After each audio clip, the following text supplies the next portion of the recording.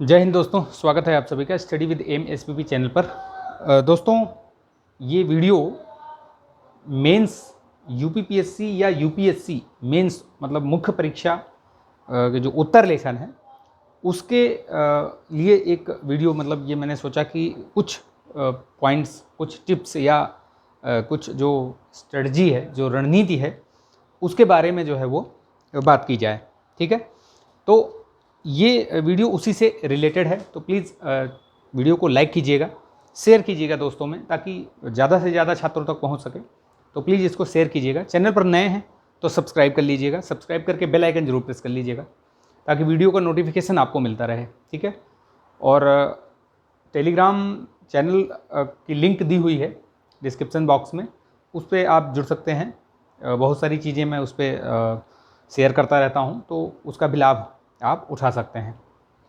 ठीक है, तो चलिए विदाउट एनी वेस्टिंग टाइम जो है ये शुरू करते हैं। बहुत सारी चीज़ें हैं, मैं आज आपको मतलब शुरुआत से, जीरो से, मतलब कैसे आप आंसर राइटिंग स्टार्ट कर सकते हैं, किन बातों का ध्यान रखना होता है, क्या समस्याएं हो सकती हैं, कैसे उनसे निपटा जाए, सारी चीज़ों पर आप वीडियो को लास्ट तक जरूर देखिएगा। अगर आपको ईसीएस या आईएएस अधिकारी बनना है तो ये वीडियो लास्ट तक जरूर देखिएगा, चाहे वो इर्रिस्पेक्टिव ऑफ एनी स्टेट, यानी किसी भी राज्य का आप पीएससी दे रहे हों या यूपीएससी दे रहे हों।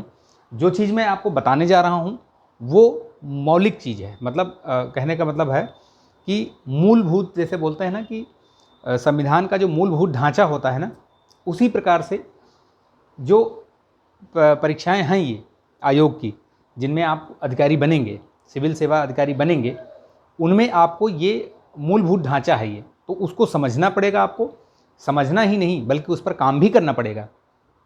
काम कैसे करेंगे, क्या रणनीति होनी चाहिए, उन सब चीज़ों पर मैं आज डिस्कस करूंगा। ठीक है, तो वीडियो को लाइक ज़रूर कर दीजिएगा, शेयर भी करिएगा दोस्तों में। ठीक है, चलिए शुरू करते हैं।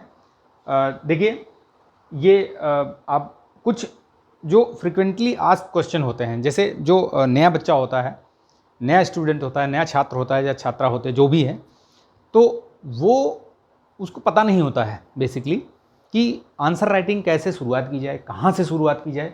बहुत सारे सवाल उसके मन में कौंधते हैं जब वो परीक्षा की तैयारी शुरू करता है। ठीक है, सिविल सर्विसेज की तैयारी शुरू करता है किसी भी स्टेट की, तो उसके मन में मतलब ये रहता है कि मैं पहले प्री निकाल लूँ। ठीक है, उसके मन में आता है ना, प्री निकाल लूँ, प्री प्री प्री प्री।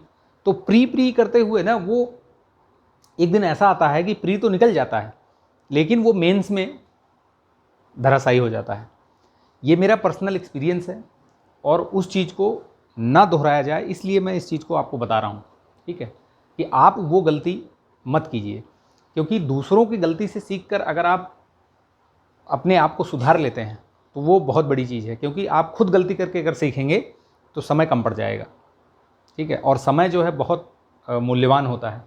समय से मतलब आप किसी चीज़ की तुलना कर ही नहीं सकते।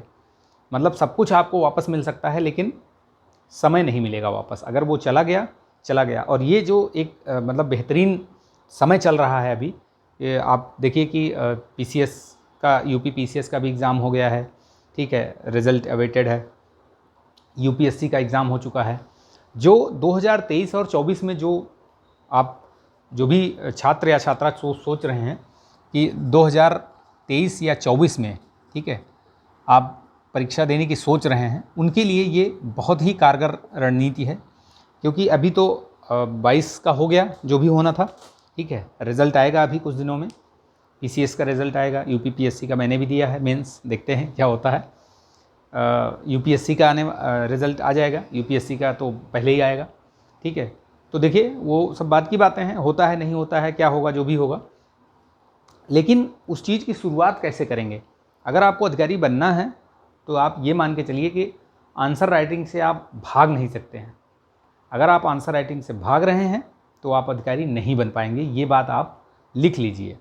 चलिए मैं आपको बताता हूँ किस तरीके के प्रश्न छात्र या छात्राओं के मन में आते हैं, क्या क्या जो ये FAQs लिखा हुआ है मैंने, फ्रिक्वेंटली आस्क्ड क्वेश्चंस, तो वो क्या क्या हो सकते हैं। देखिए, शुरुआत कैसे करें, किस तरह से लिखें, कितने क्वेश्चन लिखने चाहिए, मतलब प्रैक्टिस की बात कर रहा हूँ, मैंने लिखना ही नहीं, मतलब मैंने पहले कभी लिखा ही नहीं है, कैसे लिखूं मैं, दिमाग काम नहीं करता, लिखने बैठो तो दिमाग ही सुन्न पड़ जाता है, कहाँ से शुरू करें, हैंडराइटिंग नहीं बनती, स्पीड, टाइम लिमिट, इसमें एक चीज़ और ऐड कर सकते हैं, टाइम मैनेजमेंट, ठीक है, टाइम मैनेजमेंट, फैक्ट नहीं याद होता, या फैक्ट कहाँ से मिले, जो फैक्ट हमें डालने पड़ते हैं अपने आंसर को बेहतरीन बनाने के लिए, फैक्ट कहाँ से, मैटर ही नहीं याद होता, या मेरे पास मैटर नहीं है, ठीक है, कहाँ से मिलेगा फैक्ट वगैरह, ये सब कैसे हम किस तरीके से उसको इकट्ठा करें या क्या करें, ठीक है, और टाइम मैनेजमेंट, ये सारी चीज़ें हम इस पर आज डिस्कस करेंगे।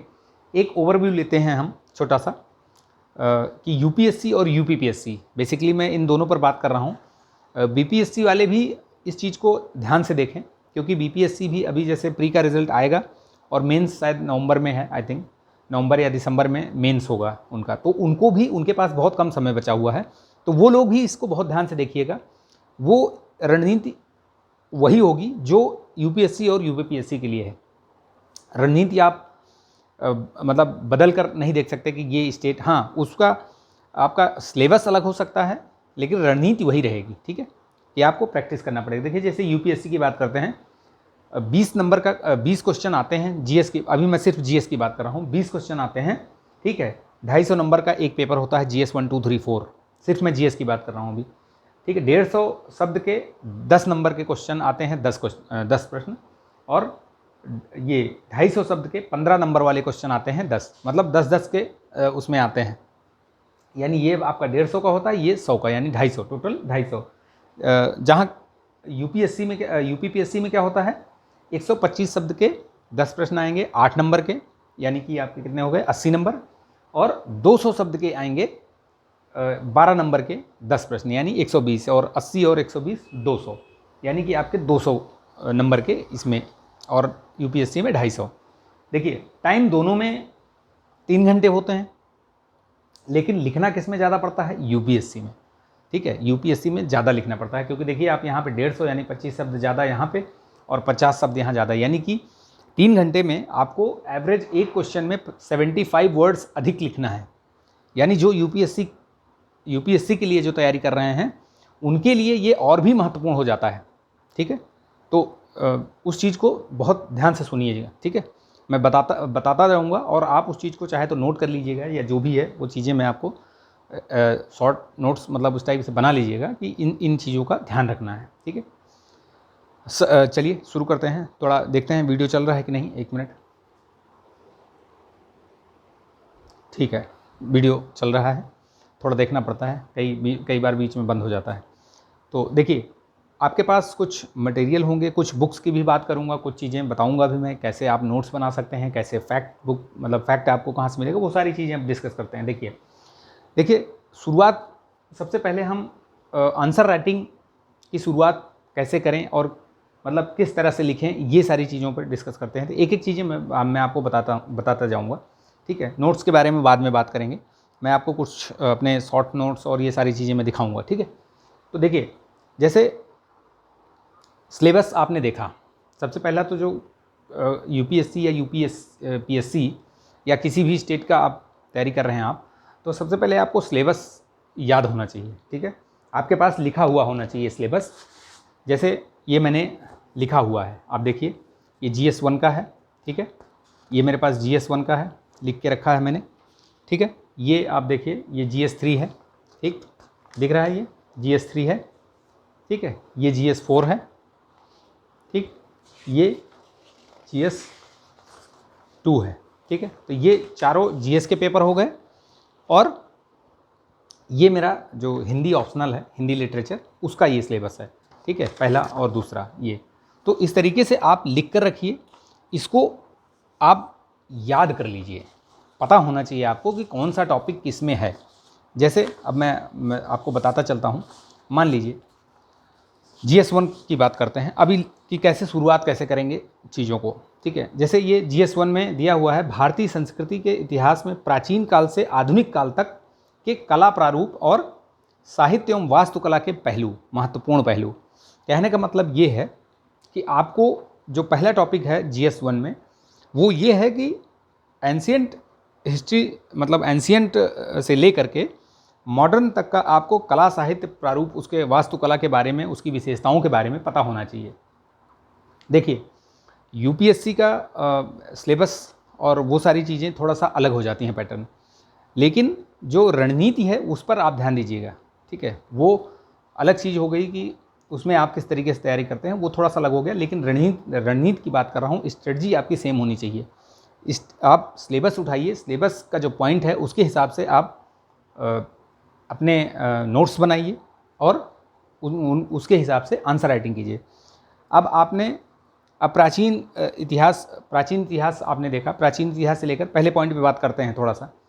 तो देखिए अब अभी जो 2022 में जो 2022 में यूपी पीसीएस का एग्ज़ाम हुआ, ठीक है, उसमें पहला ही क्वेश्चन जो है, GS1 की बात कर रहा हूँ मैं, GS1 में जो पहला ही क्वेश्चन आया है वो आया है मौर्यकालीन कला एवं स्थापत्य कला की प्रमुख विशेषताओं का वर्णन कीजिए, 8 नंबर में।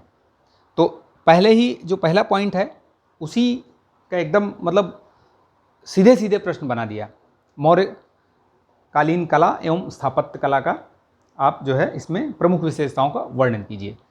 तो मेरा ये जो बताने का उद्देश्य ये है कि आपको सिलेबस के हिसाब से पढ़ना है और आंसर राइटिंग करनी है।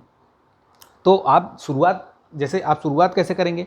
मान लीजिए आपने पढ़ा, ठीक है, एंशियंट हिस्ट्री में, तो एंशियंट हिस्ट्री में आप भाई सब शुरुआत कहाँ से होती है, कला साहित्य और ये सब स्थापत्य के बारे में, तो आप हड़प्पा से शुरू करेंगे, जो वहाँ पे जो चीज़ें मिली, ठीक है, खुदाई में, ठीक, उसको आप देखेंगे क्या चीज़ें हैं उसमें, जो मृदभांड मिले हैं वो कैसे हैं, वहाँ किन रंगों का प्रयोग हुआ। इस तरीके से आगे बढ़ते हुए फिर आप इसमें आ जाएंगे, जो आगे बढ़ेंगे तो गुप्त ये सब अपना मौर्यकालीन और ये सब शुरू हो जाएगा, ठीक है, जिनको कि महाजनपद काल बोलते हैं।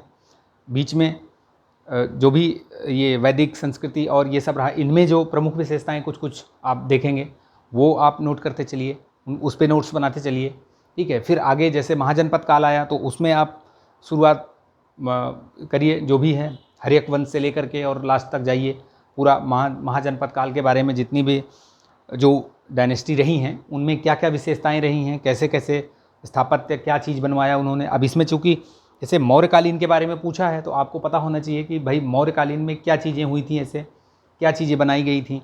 तो स्थापत्य कला और स्थापत्य कला दोनों के बारे में आपको बताना है। तो ये जो पॉइंट होगा, अब इसको कैसे लिखेंगे हम, वो चीज़ थोड़ा सा ध्यान दीजिएगा। देखिए जैसे ये प्रश्न है तो आप जैसे प्रश्न आता है, जब ये कॉपी मिलती है, क्वेश्चन आंसर वो मिलती है, तो ये मान के चलिए कि मान लीजिए ये उसका ये A4 साइज़ का ये पेपर है, यहाँ पे क्वेश्चन लिखा होता है ऊपर और यहाँ पे नंबर वगैरह ये देखिए ऐसे लिखा रहता है, यहाँ पे नंबर भी लिखा रहेगा, यहाँ भी ये क्वेश्चन लिखा रहेगा यहाँ पे, ठीक है, और यहाँ दोनों साइड में मार्जिन रहेगा, ठीक। इन चीज़ों को ध्यान रखिएगा, ये बहुत छोटी छोटी चीज़ें हैं और बहुत गलती कर जाते हैं बच्चे और उसमें भी नंबर कट जाते हैं, ठीक। ये पर्सनल अनुभव है, पर्सनल एक्सपीरियंस है, इसलिए मैं आपको बता रहा हूँ। तो जो चीज़ मैंने गलती की वो आप मत करिए, ठीक है। दूसरों की गलतियों से सीख करके आगे बढ़िए, ना कि आप अपनी गलती करिए, वही चीज़ दोहराइए जो लोगों ने किया है, तो वो उसमें आपका समय बर्बाद होगा, ख़राब होगा समय। देखिए ये मान लीजिए ये आपका साइज़ है, ये ऐसे ही मिलता है वहाँ पे, यहाँ क्वेश्चन लिखा रहेगा, ठीक है, और आपको ये पूरा यहाँ भी इतना रहेगा ऐसे, ठीक। ये चीज़ें हो गई, ऐसे ऐसे पेज रहेगा उसमें, ठीक है। जो क्वेश्चन आंसर बुकलेट मिलेगी, क्वेश्चन आंसर बुकलेट ही होता है वो, क्योंकि वो उसमें क्वेश्चन भी लिखा रहता है और वहीं पे आपको आंसर भी लिखना है। तो अब आप ध्यान दीजिए, ये तो ऐसी चीज़ हो गई, मतलब वहाँ की बात बता रहा हूँ। जब आप प्रैक्टिस करेंगे, जब आप घर में प्रैक्टिस करते हैं, तब भी आपको इसी तरीके से ही पैटर्न बना के लिखना है। एटलीस्ट मान लीजिए आपने ऊपर क्वेश्चन लिखा, ये वाला अगर आप नहीं भी खींचते हैं तो एटलीस्ट ये साइड में आप ज़रूर मार्जिन छोड़िए, ठीक है। 1-1 इंच, मतलब आप कम से कम 1 इंच तो छोड़ दीजिए, 1 या 2 इंच, मतलब जितना लगे आपको उतना आप छोड़ दीजिए, दोनों तरफ मार्जिन लिख करके लिखिए। देखिए मैंने बहुत सारे बच्चों को देखा है, वो सिर्फ प्लेन पेपर पे या फिर जो नॉर्मल कॉपीज़ होती हैं उस पे लिखते हैं। नहीं, उस पे मत लिखिए, प्लेन पेपर पे लिखिए, A4 साइज़ में लिखिए और साइड में आप लाइन खींच कर लिखिए, मार्जिन छोड़ कर लिखिए। ये प्रैक्टिस जब करेंगे तभी आपको आएगा। तो आपको पता चलेगा कि हमें भाई इतने ही स्पेस में लिखना है। वहाँ भी आपको आइडिया लगेगा कि मुझे इतने स्पेस में लिखना है, 150 शब्द लिखना है या 250 शब्द लिखना है, जो भी है वो इसी में मैनेज करना है। ठीक है, तो याद रखिएगा ये। तो अब जैसे ये क्वेश्चन आया तो शुरुआत कैसे करेंगे, जैसे यहाँ पे लिखा हुआ है ना, शुरुआत कैसे करें, किस तरीके से लिखें, उन चीज़ों पर बात करते हैं। ठीक है, तो अब वही चीज़ मैं आपको बता रहा हूँ कि कैसे आप लिखना कैसे प्रारंभ करेंगे। तो कोई भी टॉपिक आप पढ़िए, मान लीजिए आपने पढ़ा ये मौर्य कला के बारे में आपने पढ़ा या मौर्य स्थापत्य के बारे में आपने पढ़ा। तो मौर्य स्थापत्य के बारे में जब आप पढ़ते हैं तो उसको रिलेट कीजिए आप अपने सिलेबस से रिलेट करिए, और उसको आप फिर क्वेश्चन जो PYQs हैं, PYQs का बहुत बड़ा रोल है। PYQs जो होते हैं उनका बहुत बड़ा रोल है, उनको आप हल्के में नहीं ले सकते हैं। उसको रिलेट करिए आप अपने सिलेबस से, देखिए कि इस पे कुछ क्वेश्चन बने हुए हैं, तो अगर बने हुए हैं तो वो जैसे ही आप टॉपिक ख़त्म करिए आप उस पर PYQ उठाइए और अपने आप से लिखने की कोशिश कीजिए। ठीक है, तो उससे क्या होगा, आपने जो पढ़ा है वो एक मतलब आपके दिमाग में बैठेगा, फिर आप याद करने की मतलब उसको कोशिश करेंगे, दिमाग के जो घोड़े हैं उसको दौड़ाएंगे आप, तो आपको याद रहेगा। प्रैक्टिस इसी तरीके से शुरू की जाती है। कोई बात नहीं, आप एक आंसर आप लिखिए, उसको आप खुद ही देखिए, खुद ही आपको समझ में आएगा कि नहीं यार ये तो ठीक नहीं है, छोड़ दीजिए उसको। सेम क्वेश्चन को फिर से आप लिखिए। ठीक है, एक क्वेश्चन को कम से कम 3 बार लिखिए। ठीक है, एक क्वेश्चन को 3 बार लिखिए कम से कम, बिना देखे हुए। देखिए, देख कर लिखेंगे तो मतलब आप फिर उसका फ़ायदा नहीं होगा आपको। आप मतलब देख कर लिख देंगे तो पढ़ लिया फिर लिख दिया, नहीं, ऐसा नहीं है। एक टॉपिक पढ़िए आप, और पढ़ने के बाद कम से कम उसको मतलब 5-6 घंटे या 7 घंटे 8 घंटे बाद उस टॉपिक पर प्रश्न देखिए और लिखिए कि आपके दिमाग में कितनी चीज़ें आप रख पा रहे हैं, कितनी चीज़ें याद कर पा रहे हैं। ठीक है, देखिए मैटर बहुत सारा होता है, आपने बहुत सारा मतलब NCERT, स्टैंडर्ड बुक्स, ये सब बहुत सारी चीज़ें पढ़ रखी होती हैं, लेकिन आपको लिखना सिर्फ कितना है।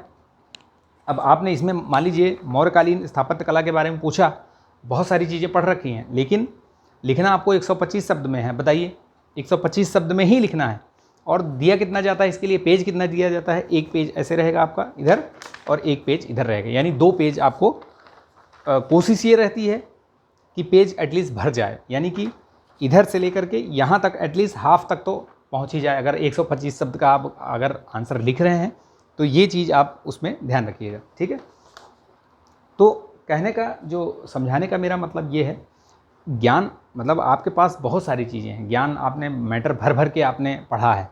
ठीक है, लेकिन आपको लिखना सिर्फ 125 शब्द में और 200 शब्द में है, या फिर 150 शब्द या 250 शब्द, तो उसी की प्रैक्टिस करनी है।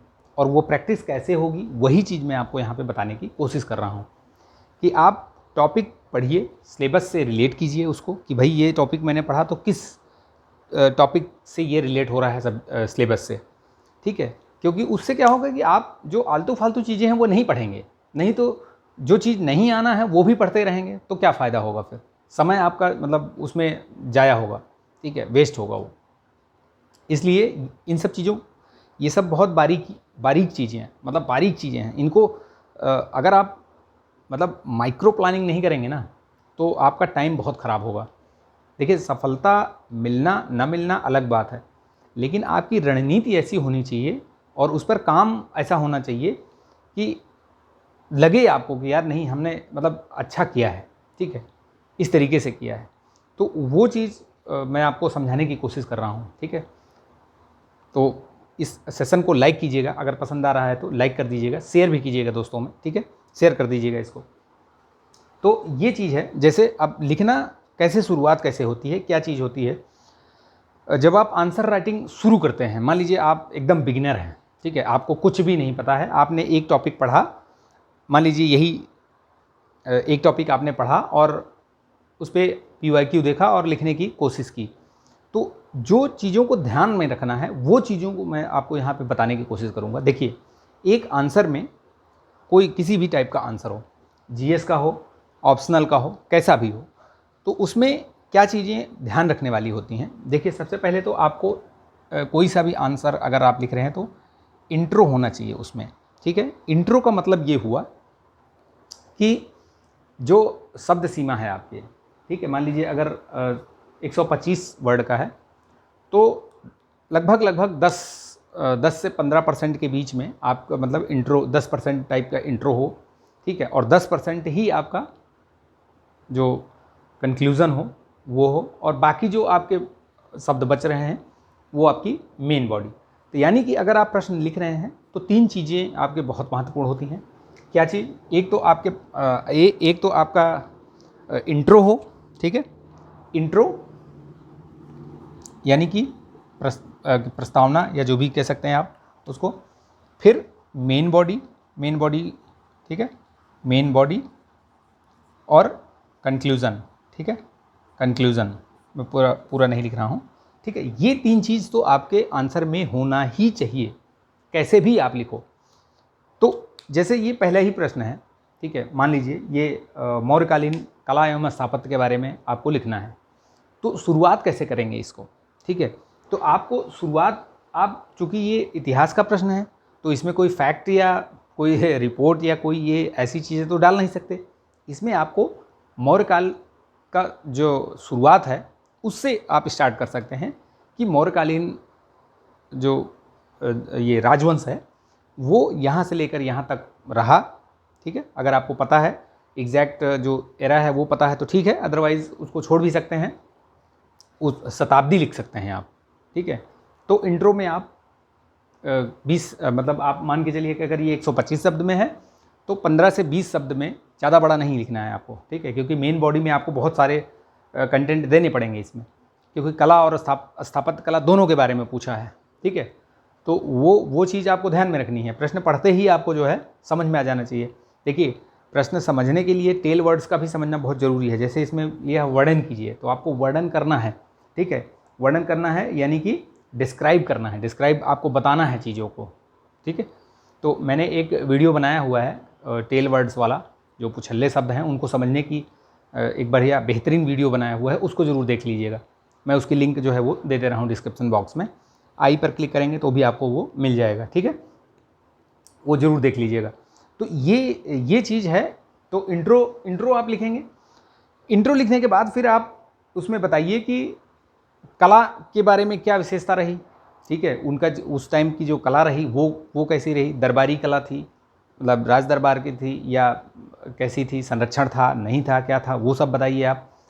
फिर स्थापत्य के बारे में नेक्स्ट जो आएगा स्टेप वो स्थापत्य दोनों, चूँकि देखिए पार्ट वाइज क्वेश्चन को समझना बहुत ज़रूरी है, ठीक है। जब आप समझेंगे कि भाई ये क्वेश्चन पढ़ते ही क्वेश्चन को बहुत ध्यान से पढ़ना है, मौर्यकालीन कला एवं स्थापत्य कला की प्रमुख विशेषताएं, तो इसमें जो मेन बॉडी होगी उसमें 2 पार्ट होंगे। एक आपको कला के बारे में बताना पड़ेगा, तो आप हेडिंग डाल के लिख सकते हैं, हेडिंग और सब हेडिंग का भी ध्यान रखना है, ठीक है। तो ये चीज़ें ये हो गई, जैसे इंट्रो आपने लिख दिया, ठीक है। मेन बॉडी में भी आप इंट्रो, ये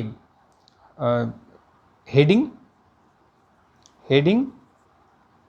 और सब हेडिंग, ठीक है, सब हेडिंग, इनका ध्यान रखेंगे मेन बॉडी में, ठीक है।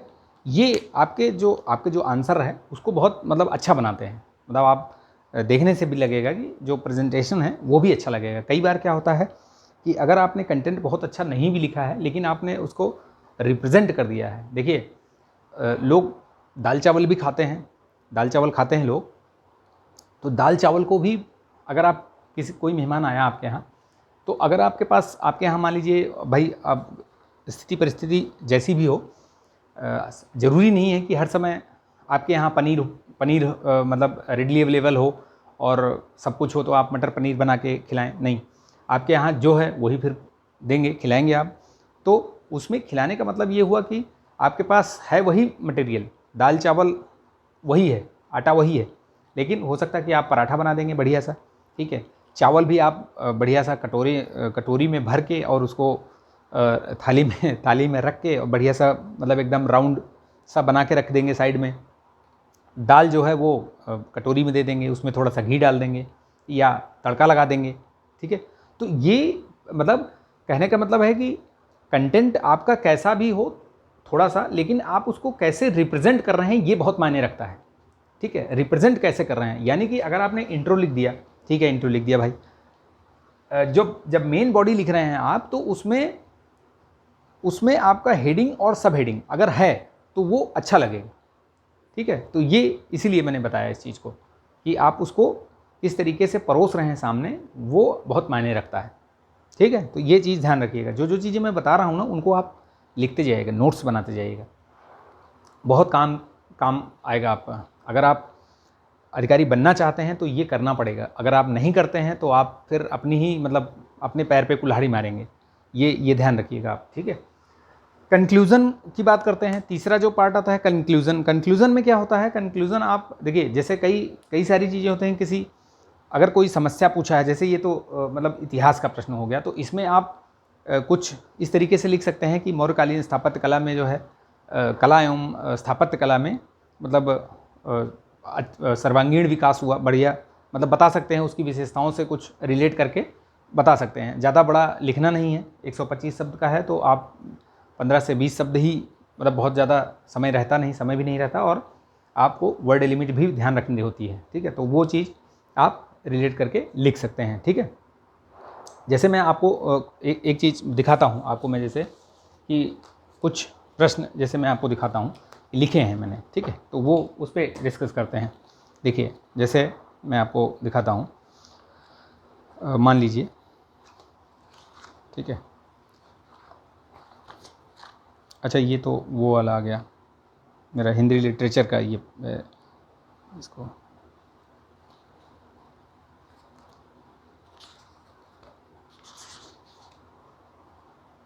ठीक है, कोई बात नहीं। जैसे ये प्रश्न है, ठीक है, GS4 का है ये प्रश्न, कोई बात नहीं, इसमें मैं बताता हूँ आपको। GS4 का प्रश्न है कि विधि एवं नियम के बीच विभेदन कीजिए, इनके सूत्रीकरण में नीति शास्त्र की भूमिका का विवेचन कीजिए, ठीक है, विधि और नियम में। तो इसमें क्या है कि इंट्रो मैंने लिखा, ये चूँकि ये इंट्रो हो गया, इतना मैंने बता दिया, विधि क्या है, नियम क्या है वो बता दिया। फिर विधि और नियम में अंतर बता दिया, क्योंकि ये मेन बॉडी है, इसका अंतर बता दिया इसमें, ठीक है। उसके बाद इसके चूँकि इसका पार्ट देखिए, कोई भी प्रश्न अगर आप हल करते हैं तो उसका पार्ट ज़रूर देखना है कि कितने पार्ट में वो क्वेश्चन है। यानी विधि और नियम के बीच विभेदन कीजिए, तो पहले इंट्रो तो आपने बता दिया, ठीक है, लेकिन इंट्रो में दूसरा जो प्रश्न जो पूछ रहा है, सूत्रीकरण में नीति शास्त्र की भूमिका, यानी कि आपको अंतर विभेदन तो बताना ही बताना है, फिर नीति शास्त्र क्या रोल निभाता है सूत्रीकरण करने में, नियम और इसके में, वो चीज़ डिफाइन करना है आपको, वो चीज़ भी बताना है। तो देखिए, मैंने यहाँ पे अंतर भी बताया है, और नीचे मैंने इसके सूत्रीकरण में नीति शास्त्र की भूमिका बताई है।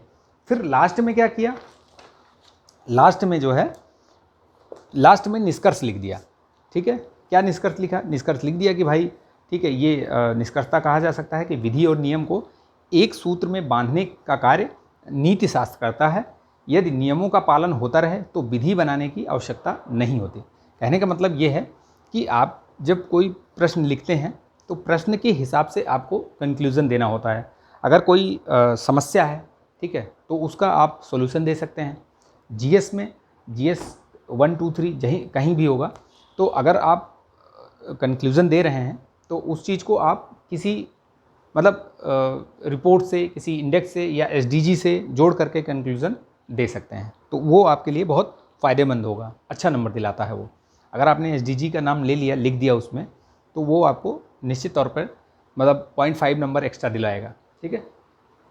तो ये कैसे शुरुआत करें, क्या मैंने बताया आपको कैसे शुरुआत करें, किस तरह से लिखेंगे, वो कितने क्वेश्चन लिखने चाहिए। देखिए, क्वेश्चन लिखने का मतलब ये है कि जब आप शुरुआत में प्रैक्टिस शुरू करते हैं लिखना, तो आप कम से कम 1 या 2 क्वेश्चन तो डेली लिखिए, ठीक है, 1 क्वेश्चन लिखिए कम से कम डेली, ठीक है, मिनिमम मतलब 1 या 2 क्वेश्चन लिखिए।